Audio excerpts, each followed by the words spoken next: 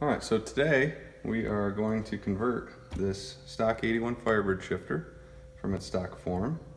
Originally would have been hooked up to a 3-speed like this Turbo 350 here, and well, we like to hot rod and help people hot rod, so we're going to set it up to work with a 4-speed overdrive using our Shiftworks conversion kit. So now we're going to show you how it kind of worked from the factory. So we're in park right now, press down the button, we'll go to reverse, then to neutral.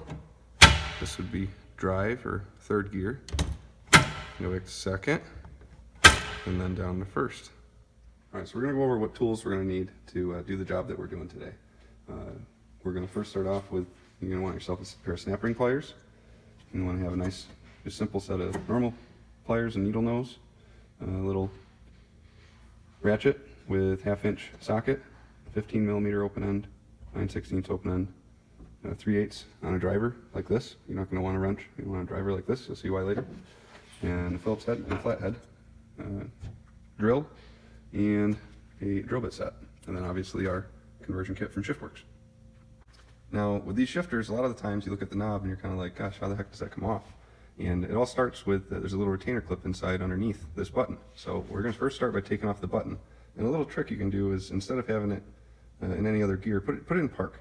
And then what happens is this button is kind of as high up as it will ever be. So it's already kind of up here for you. You can take your little flathead screwdriver, just come under the front edge here, and then just sort of pop it off. That's it. And then underneath here, there's going to be a little retainer clip. Just get under that with your screwdriver and lift, and it'll come right off of the insert. So now we're using our snap ring pliers, and we're going to get in here on this little snap ring. You want to have a fine tip in your snap ring pliers because the holes are really small. And then you're just going to expand it and pull it right out and set it with the rest of your parts. Once you do that, now this knob will just slip right off. You gotta give it a little wiggle, give it a little loving, and then they come right off. That's all that retains them. There's a little ring in the top of this handle that holds it on.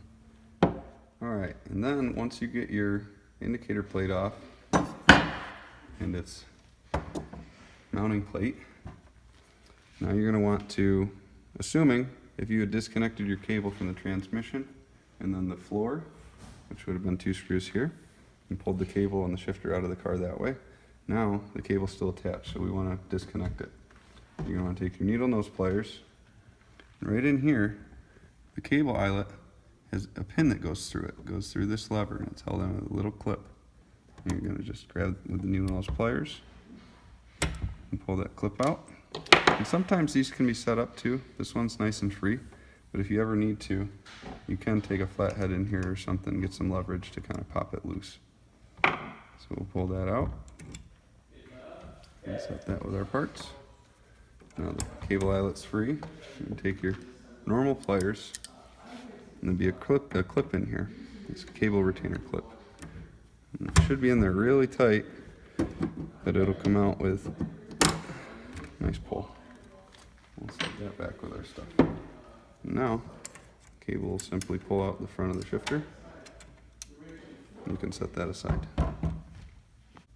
Alright, so now we want to get this slider out of here. And we hear often, sometimes they break when they're coming out. If so, don't worry, we sell them. If you ever want one, we got them. But you want to put it in neutral. We got to kind of put you in the middle. And then kind of just sort of carefully, don't try to crease it in the middle, sort of hold that down. That's where they'll break. And then we're out, and that's off. Now, we're going to turn this around so we can show you. Right in here, this metal piece here, you can see it's actually riveted on. Right here you can see these rivets here. That one, and then right there. And that metal piece is actually the detent that has all the stops. So our kit that we sell, you'll be installing here is you're going to replace this part. And to do that, we're going to drill out these rivets with our drill, and we'll do that next. Another pro tip here is, as you saw, Brandon just center punched the rivet, so then you can make sure your drill bit is going to start in the center. It's not going to walk on you. That's a huge help when you start drilling these things because they're usually very, very hard. And then drill them out. Drill, baby, drill.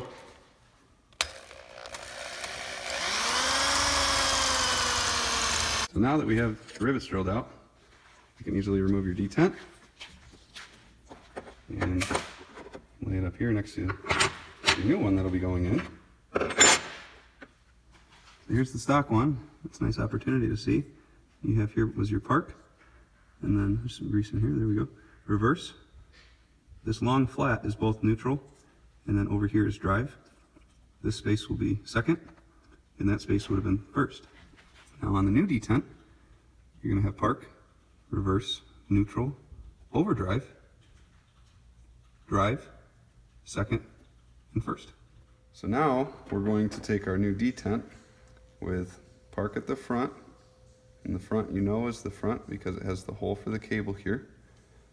We're going to insert it into the shifter and fasten it in with our bolts. Alright, so for your back bolt, the reason we want our bolts facing out, always make sure they're facing out, is because once you get this bolt in here and it's already bottomed out, the shifter handle will hit that bolt. So don't do it that way. Put it through from the inside going out.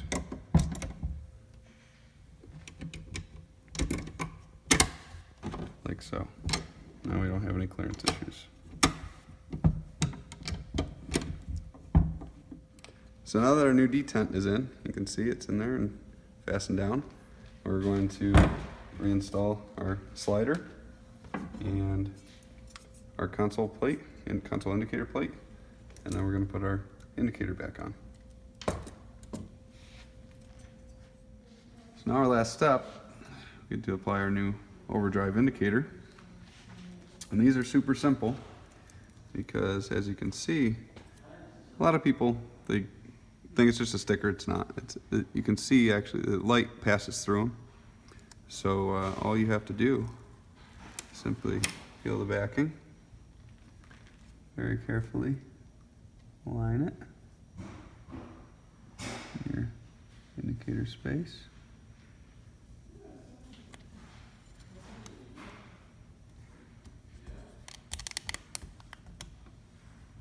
Sticker down and